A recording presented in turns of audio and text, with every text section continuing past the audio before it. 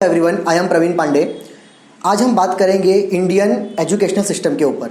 जैसा कि आप सभी को पता है कि अभी गवर्नमेंट ने कुछ हमारे एजुकेशन में बहुत सारे चेंजेस लेकर आए हैं।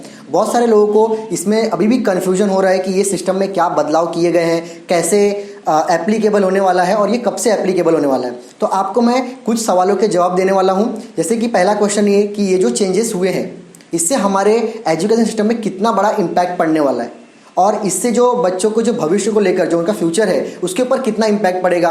ठीक है। और दूसरा सवाल ये रहा कि हमारा जो पहले का सिस्टम चला आ रहा था और जो अभी जो उसमें चेंजेस आ रहे हैं इसमें क्या बेनिफिट है, मतलब पहले वाला अच्छा था या फिर अभी जो हम लोग नए सिरे से हम लोग जो पढ़ाई करेंगे उसमें क्या फ़ायदा मिलने वाला है। और तीसरा सवाल जो सब लोग को लगता है कि ये कब से एप्लीकेबल होने वाला है। बहुत सारे बच्चे डरे हुए हैं कि सर अभी हम लोगों ने एग्ज़ाम दिया है, अभी हम लोग को ये अभी से एप्लीकेबल होने वाला है क्या, कैसे एडमिशन्स लेने हैं, कैसे क्या करने हैं। तो सबसे पहले आपको मैं बता दूं कि इसका जो एप्लीकेबल जो होने वाला है वो एकेडमिक ईयर 2021-22 में होने वाला है। इस साल कोई भी अभी चेंजेस होने वाला नहीं है। हमारा एजुकेशन सिस्टम अभी तक 10+2 के रूल को फॉलो करता था। दैट मीन्स पहले 10th का एग्जाम और बाद में 2 साल का हम लोग का 12th का एग्जाम होता था। अभी इसको जो है वो बेसिकली 4 पार्ट्स में डिवाइड किया गया है। 5, 3 एंड लास्ट में फिर से 4, इस 4 बेसिकली उसको फॉर्म में डिवाइड किया गया है। आपको मैं इंडिविजुअली हर एक के बारे में डिटेल में पहले एक्सप्लेन करता हूँ। पहले हमारे जो 5 ईयर्स है उसको हम लोग बोलते हैं फाउंडेशन स्टेज, जिसके अंदर आपको नर्सरी, सीनियर, जूनियर और जो हमारे मेन जो है फर्स्ट स्टैंडर्ड और सेकेंड स्टैंडर्ड, इस पाँचों को उसमें डाला गया है, जिसके अंदर आपको बच्चों को पूरा स्पोर्ट्स एंड एक्टिविटी के ऊपर ज़्यादा ध्यान दिया गया है। हमारा जो स्टडी का जो ज़्यादा बर्डन होता था वो बच्चों के ऊपर थोड़ा हटा दिया गया है और इसमें बच्चों को स्पोर्ट्स को और एक्टिविटी के ऊपर ज़्यादा ध्यान देने की कोशिश की गई है, जिसमें बच्चों को ज़्यादा बर्डन नहीं होगा। मतलब अभी से अगर आपको ऐसा लगता है कि हमारे बच्चे अगर स्कूल में जाने वाले हैं तो उन लोगों के लिए बहुत ही अच्छी न्यूज़ है। सेकंड जो हमारा आता है वो हम लोग का 3 साल का होता है। बेसिकली वो 3rd, 4th एंड 5th ये 3 साल का उसमें एकेडमिक ईयर को प्लान किया गया है, जिसके अंदर बच्चों को science, maths, social science, arts ऐसे सब्जेक्ट को उनको वहाँ पे सीखने का मौका मिलेगा। इसमें बच्चे अपनी मर्जी के हिसाब से सब्जेक्ट चूज कर सकते हैं। इसके बाद जो हमारा आता है मिडिल स्टेज, जिसमें बच्चों को फिर से 3 साल का एक एकेडमिक प्लान किया गया है, जिसके अंदर 6, 7 और 8 इसको उन लोगों ने डाला है, जिसके अंदर बच्चों को डिटेल नॉलेज दिया जाएगा। जो उनको अगर समझ लो साइंस सीखना है, मैथ्स सीखना है, सोशल साइंस, उसके ऊपर यहाँ पे उनको डिटेल नॉलेज दी जाएगी। मतलब उनको फ्यूचर किस फील्ड में लेना है, किस फील्ड में जाना है, उनको फ्यूचर को ध्यान में रख के उनको टॉपिक को सीखना पड़ेगा।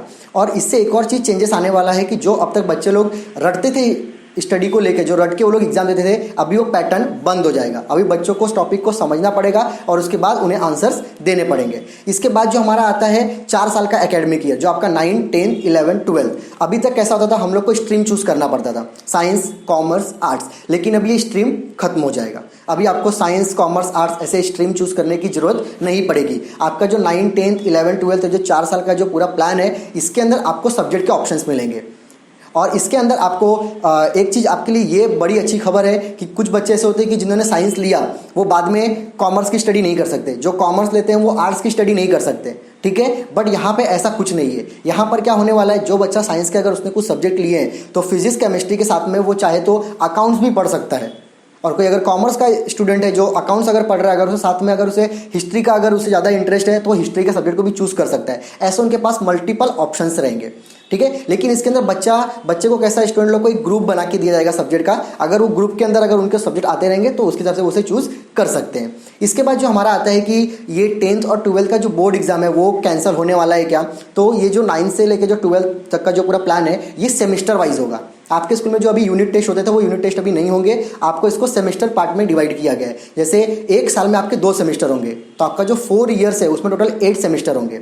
और पहले कैसा होता था कि बच्चे लोग फाइनल एग्जाम को सिर्फ इतना इंपॉर्टेंस होता था, मिडल में जो भी एग्जाम हो रहा है उसके स्टडी को लेकर कोई भी इंपॉर्टेंस नहीं होती थी। बट अभी ऐसा नहीं होगा। जो बच्चे लास्ट के 2 महीने, 1 महीने पढ़ के अच्छे मार्क्स लाते थे, अभी वो पैटर्न बंद हो चुका है। अभी बच्चों को पूरे साल भर स्टडी करनी पड़ेगी, क्योंकि आपका जो सेमेस्टर वाइज जो पैटर्न किया गया है, आपका फर्स्ट सेमेस्टर और सेकंड सेमेस्टर दोनों के मार्क्स को मिक्स करके एवरेज मार्क्स का आपका सर्टिफिकेट आपको मिलेगा।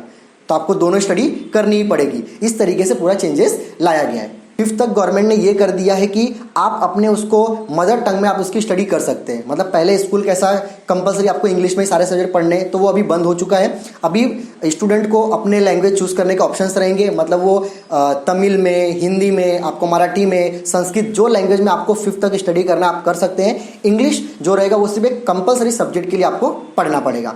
इसके बाद मैं आपको एक और चीज़ बता दूं कि 6 से जो एजुकेशन सिस्टम आया है, 6 में कैसा होता है, हम लोग ने थोड़ा सा, हमारी जो इंडियन गवर्नमेंट जो है उसने फॉरेन टेक्नोलॉजी को थोड़ा अडॉप्ट करने का ट्राई किया है। इसके अंदर क्या होता है कि 6 से बच्चों को कंप्यूटर नॉलेज, उनको कोडिंग का नॉलेज अभी से मिलना शुरू हो जाएगा। वेब डिजाइनिंग कैसे करना है, मोबाइल एप्लीकेशन कैसे बनाने हैं, ये सब की उनको नॉलेज 6 से ही मिलना स्टार्ट हो जाएगी। और एक और चीज़ इसमें इंट्रोड्यूस की गई है कि बच्चे लोग 6 से ही इंटर्नशिप कर सकते हैं। इंटर्नशिप का मतलब होता है कि समझ लो किसी बच्चे को वेबसाइट डिजाइनिंग में बहुत ही ज़्यादा इंटरेस्ट है, तो वो पढ़ाई के साथ में किसी इंस्टीट्यूट में, किसी कंपनी में वो वेब डिज़ाइनर के पास जाके प्रैक्टिस ट्रेनिंग ले सकते हैं। किसी को मोबाइल एप्लीकेशन बनाने में अगर इंटरेस्ट है तो वो पढ़ाई के साथ साथ इस चीज़ का ट्रेनिंग, प्रैक्टिकल ट्रेनिंग ले सकते हैं। इसके अलावा एक और एग्जाम्पल, अगर किसी को पेंटिंग में बहुत ज़्यादा इंटरेस्ट है तो अपने पढ़ाई के साथ साथ किसी पेंटर के पास जाके वहाँ पे इंटर्नशिप कर सकते हैं। ये बच्चों को बहुत ही इसका बेनिफिट होगा, जो फ्यूचर को ध्यान में रख के डिसाइड किया गया है। हम बात करेंगे ये जो 9 से लेके जो 12 तक है, इसमें जो सेमेस्टर है उसके ऊपर बच्चों को लैंग्वेज चूज करने के ऑप्शंस मिलेंगे। मतलब आपको कोई कंपल्सन नहीं कि आपको इंग्लिश में ही सारे एग्जाम्स देने हैं। आप अपने एक हिंदी और इंग्लिश दोनों में से आपको एक ऑप्शन चूज कर सकते हैं और आपको जो लैंग्वेज बेटर लगे आप उसमें अपना एग्जाम कंप्लीट दे सकते हैं। इसके अलावा मैं एक और बात बताना चाहता हूँ ग्रेजुएशन के बारे में, कि 12 के बाद जो आपका जो कॉलेज सेक्शन है उसके अंदर और ग्रेजुएशन के अंदर किस तरीके से चेंजेस आया है।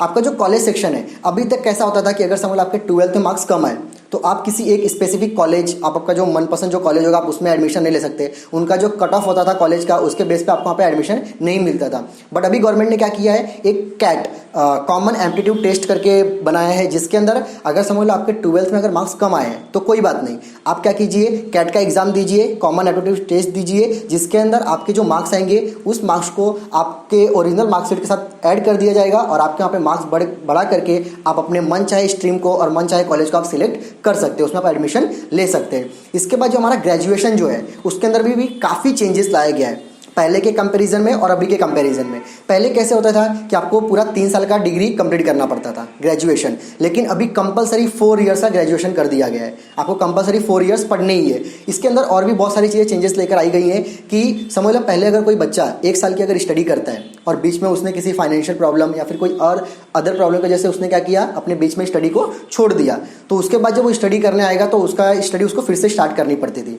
बट अभी ऐसा नहीं है। अभी समझ लो किसी स्टूडेंट ने फर्स्ट ईयर उसने कंप्लीट किया और उसके बाद अगर वो स्टडी को लीव कर रहा है, छोड़ रहा है पढ़ाई को, तो वहाँ पे उसको सर्टिफिकेट एक दिया जाएगा जो उसका सर्टिफिकेट कोर्स करके माना जाएगा। मतलब उसने 1 साल की उसने पढ़ाई जो कंप्लीट की है उसको एक सर्टिफिकेट कोर्स करके उसको डिग्री दी जाएगी। कोई बच्चा अगर 2 साल अगर पढ़ाई करता है, बाद में अगर स्टडी को छोड़ता है तो उसे डिप्लोमा का एक सर्टिफिकेट दिया जाएगा, जो कि बच्चों के लिए बहुत ही अच्छा कर दिया गया है। उनका जो ईयर है वो वेस्ट नहीं हो रहा है। इसके बाद अगर जिसने अगर 3 साल स्टडी की तो उसे वहाँ पे ग्रेजुएशन की डिग्री जाएगी, और जो पूरे 4 साल स्टडी करेगा उसे बैचलर ग्रेजुएशन और प्लस उसे रिसर्च का एक डिग्री दिया जाएगा, जिसका उन्हें फ्यूचर में बहुत ही ज़्यादा फायदा होगा। वो कहीं पर भी रिसर्च की डिग्री आने से क्या होता है कि उनका एक अलग ही वैल्यू हो जाता है, तो वो उसका इंपैक्ट उनके फ्यूचर के ऊपर पड़ेगा। ये स्टूडेंट के साथ साथ पेरेंट्स के लिए भी बहुत इंपॉर्टेंट है, क्योंकि पेरेंट्स लोग की जो प्रॉब्लम होती है फीस को लेके, उन्हें बहुत ही टेंशन रहता है कि कौन से कॉलेज का कितना फीस रहेगा। तो गवर्नमेंट ने एक रेस्ट्रिक्शन लगाया है और गवर्नमेंट डिसाइड करेगा कि कौन से कोर्स का कितना फीस रहेगा,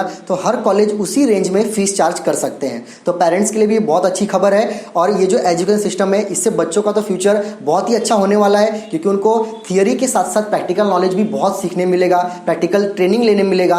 तो अगर बच्चों का अगर फ्यूचर अगर अच्छा हो रहा है तो साथ में पेरेंट्स का फ्यूचर तो ऑब्वियसली अच्छा ही हो रहा है। इसके अलावा एक और खबर है कि अभी तक गवर्नमेंट ने हर एक चीज़ के ऊपर डिटेल में नॉलेज अभी तक पूरा इंप्लीमेंटेशन बताया नहीं है, तो इसके अंदर और भी जो अपडेट्स आते रहेंगे आपको मैं नेक्स्ट वीडियो में बताते रहूँगा। तो अगर आपको लगता है कि ये वीडियो अगर आपके लिए हेल्पफुल है और आप चाहते हैं कि इसको और लोगों तक पहुंचाना चाहिए, तो आप इसे शेयर कीजिए और नेक्स्ट वीडियो में मैं आपको इसके रिलेटेड जो उसमें न्यू अपडेट आएंगे वो आपको मैं बताते रहूंगा। घर पे रहिए, सुरक्षित रहिए। Thank you.